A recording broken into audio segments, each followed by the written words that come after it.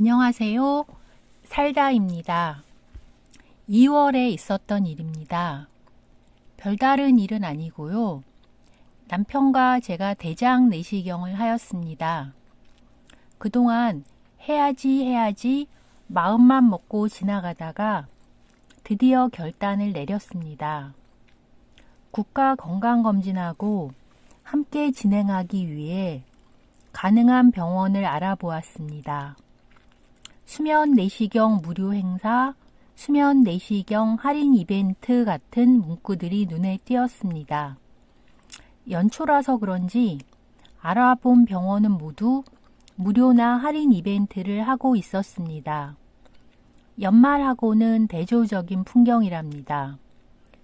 연말에는 건강검진 하려는 사람이 몰려서 예약하기도 어려운 곳이 많다네요. 제 지인의 경우는 연말에 하도 예약이 안 돼서 친구가 근무하고 있는 한방병원에서 겨우겨우 검진을 할 수 있었다고 합니다. 우리는 일단 염두에 둔 병원들의 전화로 문의를 하였습니다. 수면 마취 비용은 얼마나 하는지, 대장 내시경 비용은 얼마나 하는지 안내를 받았고, 그 외의 비용에 대해서는 병원에 따라서 알려주는 곳이 있고 알려주지 않는 곳이 있었습니다. 장을 비우는 정장 약물 비용, 용종 제거 비용, 헬리코박터 검사 비용까지 자세히 안내를 해주는 병원도 있었고 알려주지 않는 병원도 있었습니다. 보통은 3일 정도 식사 조절 후에 대장 내시경을 할 수 있는데 예약하고 다음 날 바로 대장 내시경이 가능한 곳도 있었습니다. 우리는 나름 대장 내시경을 잘 할 것 같은 병원을 선택하였습니다. 예전에 갔을 때 좋은 기억도 있는 병원이었습니다. 대장 내시경 예약은 직접 방문이 필수였습니다. 가보니 장을 비우는 정장제 복용 때문에 미리 설명을 드릴 게 많았습니다. 남편과 저는 각각 다른 직원에게 상담을 받았습니다. 대장 정장제는 급여 약물이 1가지, 비급여 약물이 2가지 있었습니다. 급여 약물은 1만 원, 비급여 약물은 4만 원이었습니다. 급여 약물은 좀 먹기가 힘들다는 안내를 받았습니다. 싼 게 비지떡이라지만 전 웬만하면 싼 걸 선호하는지라 급여 약물을 선택하려 하였습니다. 그런데 제가 싼 급여 약물을 선택하려는 순간 남편이 저를 부르더군요. 저는 남편을 쳐다보았습니다. 땡땡땡으로 해! 라고 남편이 비급여 약물 중 하나를 불러주었습니다. 왜? 난 급여 약물 먹으려고 하는데. 그거 먹기 힘들어. 내가 먹어봐서 잘 알아. 그래도 전 3만 원 가격 차이에 망설였습니다. 그 모습에 남편이 말하더군요. 쉽게 가자. 급여 약물은 너무 힘들어. 그렇게 해서 비급여 약물 중에 하나를 선택하게 되었습니다. 남편이 말하기를 급여 약물은 소독 맛이 난답니다. 우리가 선택한 약물은 역겨운 맛은 없었습니다. 거기다가 대장 내시경 5시간에서 6시간 전부터 복용하면 되기 때문에 하루 전부터 복용해야 하는 급여약에 비해 무척 편하다고 합니다. 저는 급여약을 먹어보지 않아서 이런 정보는 남편으로부터 듣거나 전에 다른 가족이 먹는 걸 봐서 알게 되었습니다. 남편은 우리가 선택한 약이 얼마나 편리한가에 대해 역설했습니다. 저는 남편이 그렇다니까 그런가 보다 했습니다. 이게 편한 약이라고 해도 막상 약을 복용할 때는 너무나 힘들었습니다. 주어진 시간 안에 많은 양의 물을 마시는 게 어려운 일이었습니다. 약물을 탄 첫 잔을 먹을 때는 껌이다 싶기도 했습니다. 그러나 맹물을 쭉쭉 꾸준히 마셔야 하는 과정이 뒤에 따르는데 속이 울렁울렁 거리는 걸 계속 눌러야 했습니다.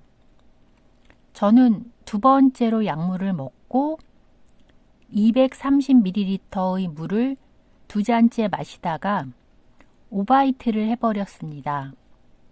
물과 약물이 마구 거꾸로 올라오는 걸 보면서 걱정을 많이 했습니다. 약물을 잔뜩 토해버려서 장이 깨끗이 비워지지 않을까봐 걱정이 되었습니다. 그래도 다행히 정장의 효과는 확실히 발휘했던 것 같습니다. 나중에 병원에서 별 말이 없었던 걸 보면요. 전날 밤에 먹으라고 병원에서 일반 변비약 하나씩 추가로 줬는데 저한테는 효과가 없었습니다. 남편은 그걸 먹고 밤에 이미 변을 2번 보았더군요. 그때부터 이미 저는 걱정을 했습니다.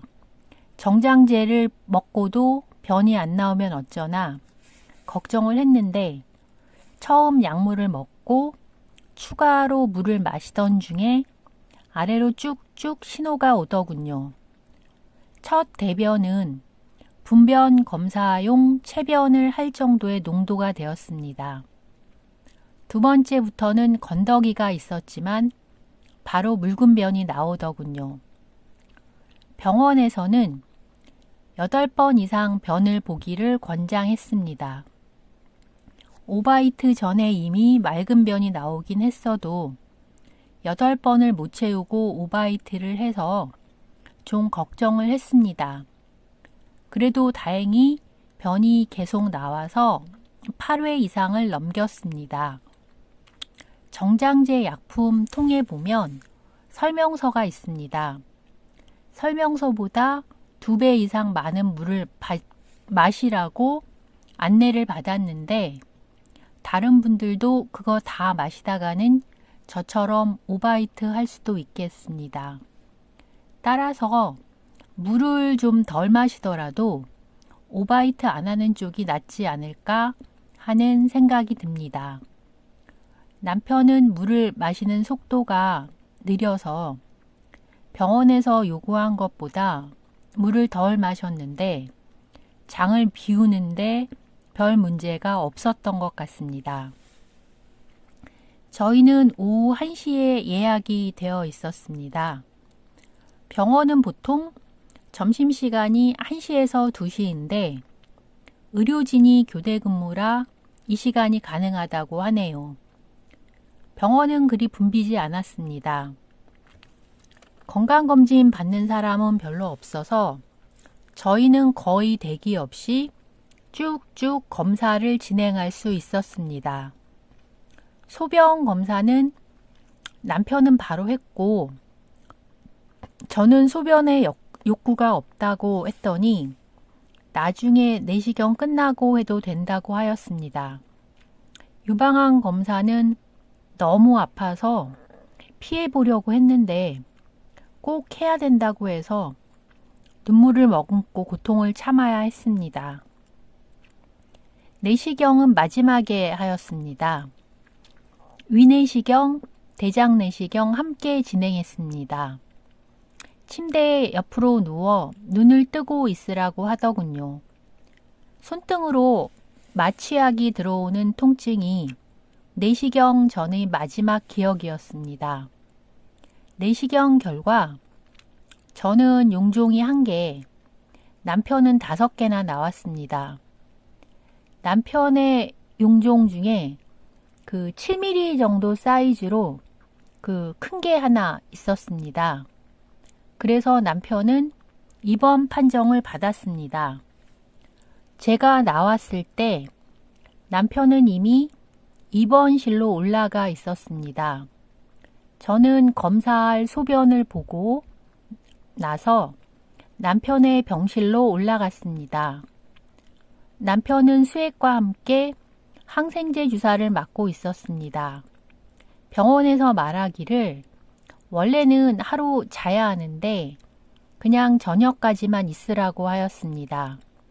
저희는 굳이 그럴 필요도 없다고 병원 측을 설득하여 그대로 퇴원을 하였습니다.